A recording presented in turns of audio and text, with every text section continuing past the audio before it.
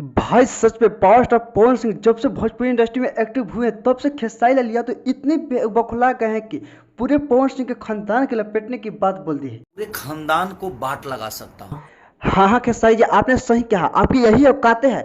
पिछले कई दिनों से गाना नहीं आ रहा, तो अब क्या बोल रहे हैं कि पवन सिंह का पावर ही खत्म हो गया है। पावर खत्म ना हुई।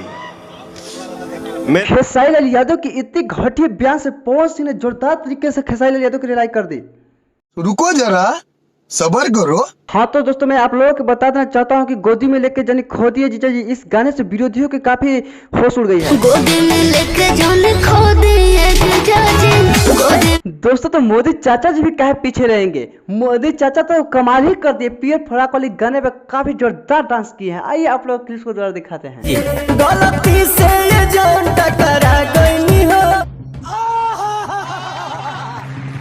तो दोस्तों, आप लोग राजा जी के दिलवा और पीएफ फराक को कितने बार सुने हैं, प्लीज आप लोग कमेंट बॉक्स में जरूर राय दें। और दोस्तों, मेरे चैनल पर नए तो सब्सक्राइब, लाइक और शेयर करना भूलें, क्योंकि भोजपुरी की हर खबर इस चैनल के माध्यम से दिखाने के लिए मिलता है। तो दोस्तों, मिलते हैं नेक्स्ट वीडियो में। आज के लिए इतना ही। लव यू और पावर ऐसी प्यार बना रखें।